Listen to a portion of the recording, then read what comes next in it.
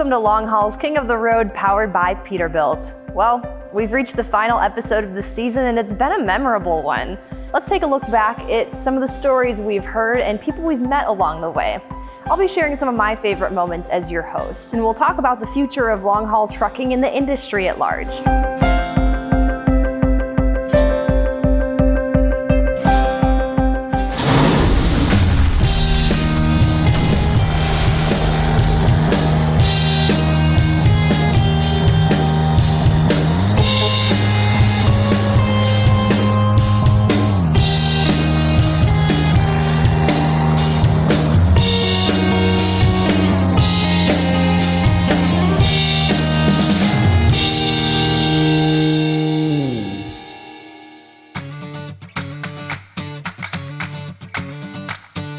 Anytime I can sit down with an interviewee and get them in their space where they really opened up to me, I enjoy that.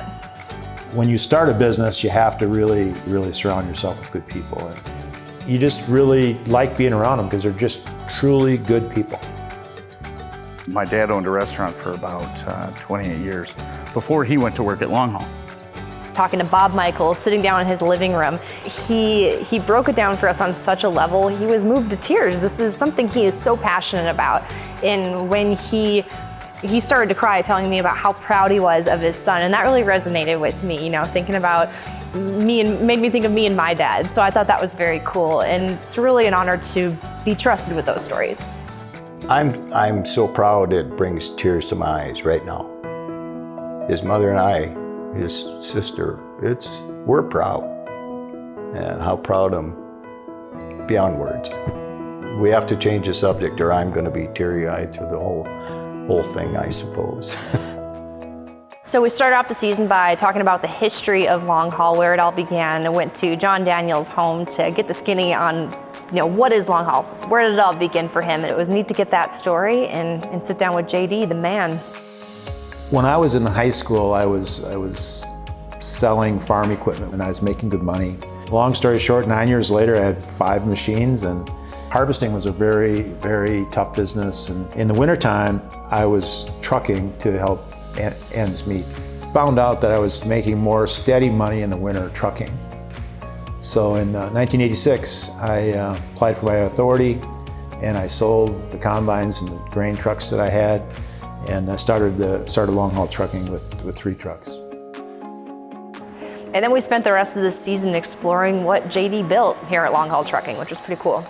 We're very proud of this old building. There's been a lot of money and a lot of good things that have happened here. My office, Anthony and Josh's offices here right up front. As we get past those, we get into the operations area where all the dispatchers are. Where all the big ideas happen is in the conference room or at Kelly's desk. The backbone of the operation. Yeah, right here. And then here's the shop. Here's where the boys are really grinding. We've got a lot of great mechanics. These guys are the ones that keep our trucks really safe and fixed up and on the road and moving. So this is Club 94. So come on in. Gives our drivers the opportunity to come in and get together. For a lot of them, their time away from home is hard. Let's meet up at Club 94 and I'll cook dinner and just kind of have it feel a little bit more like home. I think it's one of the things we can and should be doing for our drivers. Selling the company to the employees was the right answer, because they're the ones that know how to make things happen. They're the ones that help me make things happen. The people he left it with all believe in the things he believed in from the very start. Take care of drivers better than anybody, and have the best equipment. Make sure that your clients are number one all the time. And being a part of the show and hearing those stories of everything that goes on behind the scenes, it really gave me perspective on just how big this industry is. It's one of the main essential jobs in America. Everything we do and everything we have touches a truck at some point. Well, when the plane lands and when the train delivers off the railroad spur to the warehouse, what picks it up and takes it to location? Anywhere from your guys that are picking up your trash at your curbside, all the way to the people that are delivering groceries to your grocery store. You're delivering food, medical supplies.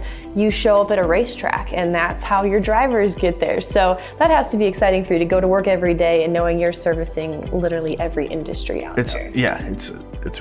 We love it.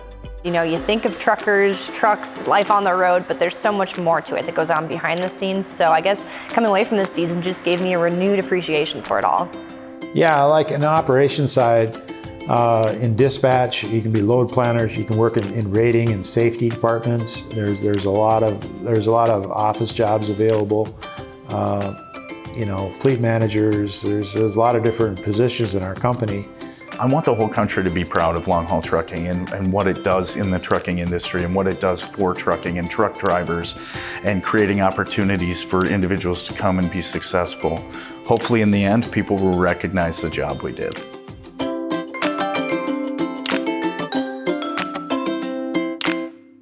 King of the Road is brought to you by Peterbilt.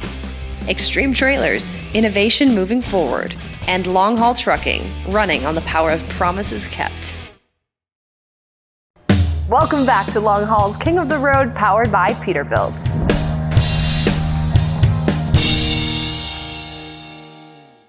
So there's a lot that goes into filming a TV show, you know, scheduling, logistics, locations we're gonna shoot at. So with the pandemic, it could be hard to get on the road and shoot with different drivers. So we were throwing some curveballs. Shoots got canceled. We did impromptu shoots. Just wherever we could find the story, we went to. And obviously safety is our #1 concern, and that's just something we're mindful of along the way.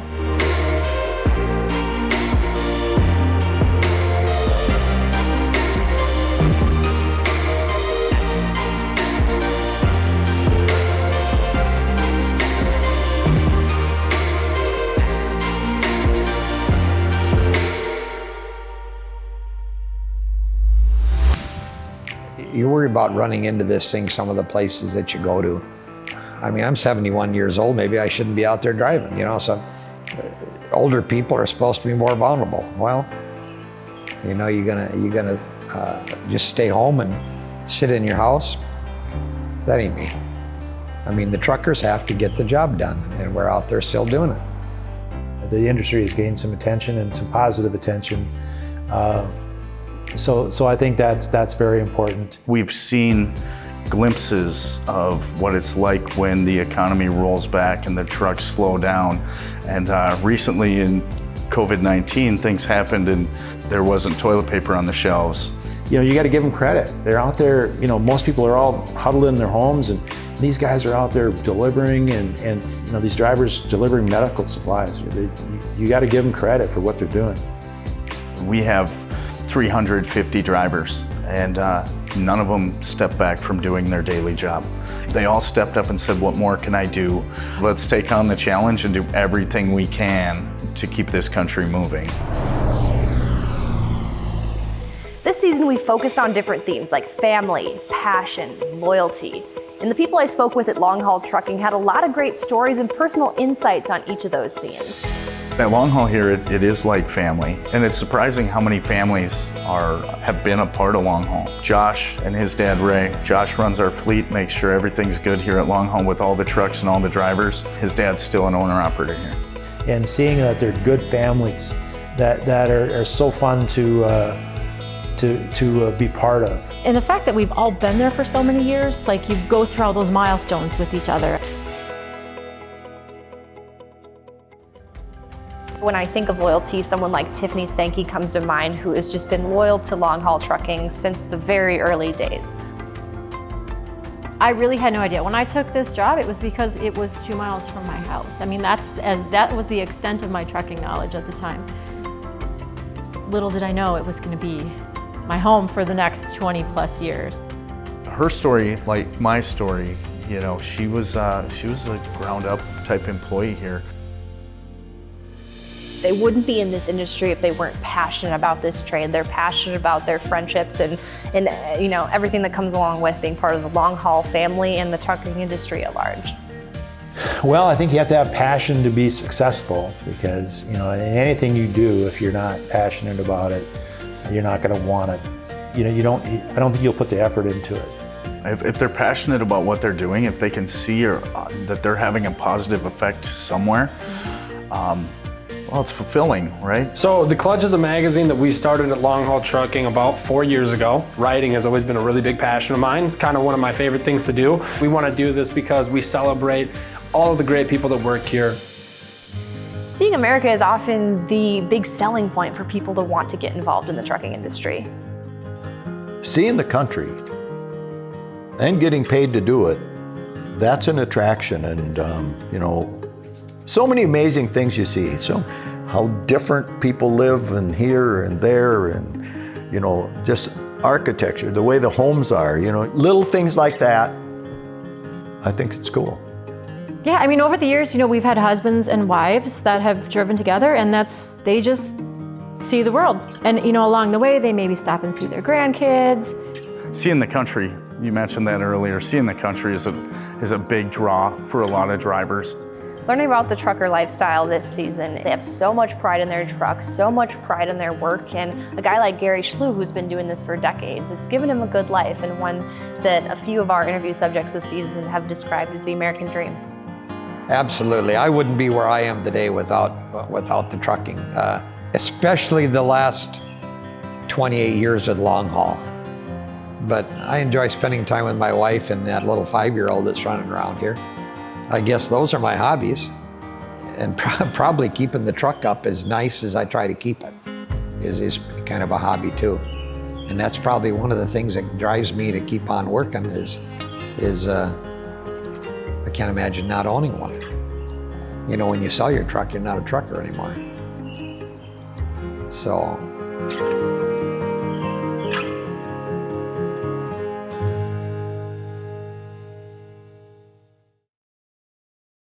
Welcome back to Long Haul's King of the Road, powered by Peterbilt.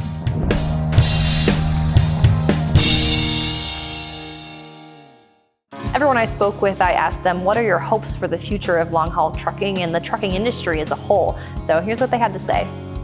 What do you hope the future holds for this industry? More appreciation for the truck drivers and what they do. A simple wave or a hello when you're walking across the parking lot to a truck driver. I mean, that might be the only person he talks to that day. Like it, just to make them feel good and feel good about what they're doing, because they are away from their families, but they're doing it because they love it, but also to deliver the products. As far as long haul trucking is concerned, I just think that they need to just keep doing what they've been doing over the years. Always take care of their customers, take care of their drivers, because even their drivers that get home on the weekends, they're sacrificing a few nights a week being home with their family. I want the sense of pride we have today to be here for years and years, right? Even after I retire, I want people to talk about what a legacy long haul has left behind. We need to let the younger generations know that you can do this job and be proud of it and have passion when it comes to doing it. A 15, 16-year-old right now in 2020, their friends and things like that, they don't talk about that their dream job is to be a truck driver. And long haul needs to be a part of changing that. If you want to make a good living and you want to support America and you want to do something that you can be proud of, maybe you want to look into trucking. In addition to drivers, the future of the industry depends on the people who keep trucks running. As a part of their commitment to the next generation, Long Haul Trucking recently donated a Peterbilt 579 to the St. Cloud Technical and Community College for their medium and heavy-duty truck program. Checking out the truck that we donated to the program a few weeks back, talking to the instructors about what it's meant to them so far. Trucking is essential. Yep. The trucks need to move, goods need to move, and they're never going to do away with trucking. Fortunately for techs, nobody's designed a truck yet that doesn't need maintenance. Finding techs is just as tough as finding drivers sometimes, you know.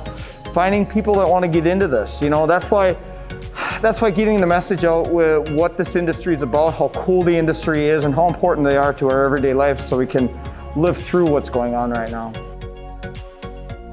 One of the things, you know, and the idea, like when you and I talked, was to making sure we're supporting these techs coming into the trucking industry. Yeah. How do we get them an interest in driving a truck or working on a truck or dispatching a truck for that matter? So anything, you know, through partnerships like we've developed, anything like that we can do to make that industry seem more promising to the young people coming into it and put it in front of them And especially, I'll tell you what, I mean, having a Peterbilt coming into our shops, they don't get access to a lot of the newer trucks all the time here. Nice truck, it's solid. Very similar to what I work on at work. My job right now is helping me pay for college.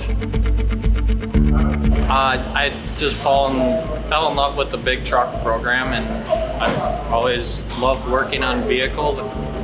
I just like wrenching on big trucks and getting them back out on the road. I've always enjoyed working on stuff since I was a kid, and then I started working with my dad at the shop that he works at, and I just kind of fell in love with it.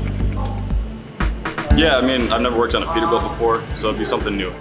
I don't like doing the same thing every day, so every day it's something new, something different. They let us learn, let us make mistakes. It's stuff you gotta do. You gotta make mistakes to learn. They're as essential in the equation as a driver is, right? If your equipment don't run, what do you need a driver or an operations staff to support it? Yeah. So the value of the techs and them learning what the industry's doing is so important to both of us. Mm-hmm. This fits right into all that stuff. I mean, talking about the PACCAR engine, talking about the Peterbilt product, and also talking about all the other collision mitigation stuff that's on it that I can teach my students with now. This is going to last us for a long time, and it's going to continue to make these students better techs. So I really thank you for doing that, and not only that, but being a partner in the future. It's really something that we do at Long Haul that we're proud of, and just really want to say thank you for the opportunity to do it here at St. Cloud Tech and the way you've promoted it with the people here. Just a lot of appreciation.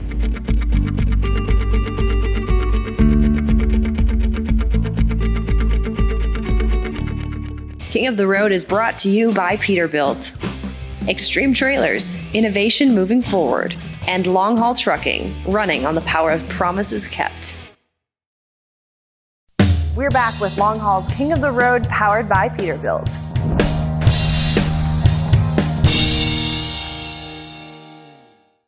So, was any of this fun? A lot of it was fun. Anytime we can get out on the road, the crew, we always make a good time out of it, get to see some sights, and I really enjoy that part of it.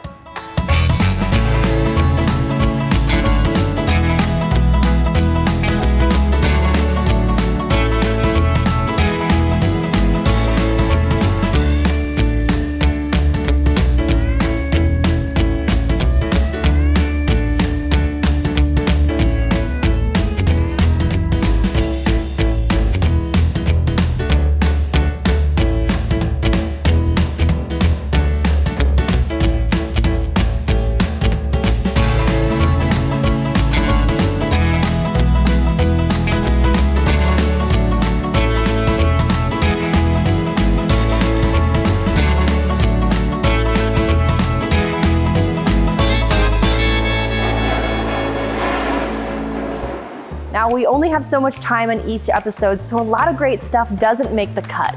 So here's a look at some of the content you haven't seen yet. I got stories, a lot of stories, but a lot of them are ones you can't film or air. Give me a JD story. As a kid, during the summer, we'd take a 2-week vacation in northern Minnesota. That was go to the lake and hang out. John and his family came up to the cabin for the weekend, and JD thinks it was a great idea to ride a child's bike down the hill into the sand. Never forget the story of hitting the sand over the handlebars, and it's stuck in my mind.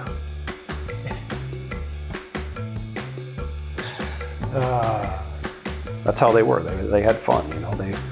If it wasn't him doing it, it was my dad or my uncle or one of their other driver friends. Somebody was always up to something, and at the end of the day, they were laughing. They were hanging out with friends and family, and they were always together. Now, you guys, along the way, you switched to electronic e-logs, but you still have drivers that want to put it in the envelope, send it in that paper copy. Yeah. Ask Josh about what it was like when I was in the office calling him, telling him he needed to go on electronic logs as a driver. I'm gonna ask him. Ask him for sure, because you know what he told me? Hell no, I'm not doing it. He was one of the last holdouts, and now he's in charge of our whole fleet, and every time we have a technology change, he's got to call the drivers and tell them. And he's like, man, I'm sorry. I'm so sorry I didn't just say okay. I'm like, yeah, it's not fun, is it? And that circles back to that family atmosphere where they're just like brothers, or like I can yell at them, get it off my chest. They can try to yell at me. Try. They won't. Try. They won't. They're too much. They're wimps. They won't do it. To keep things in line, she's the person who did the job.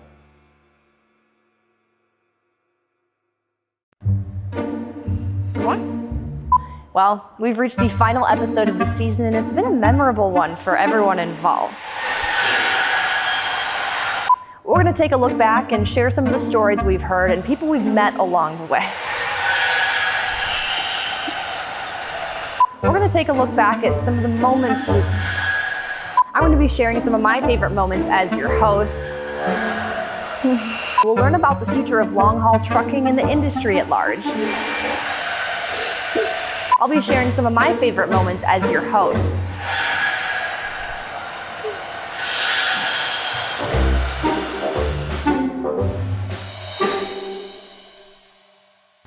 It's been a blast hosting this season of Long Haul's King of the Road powered by Peterbilt.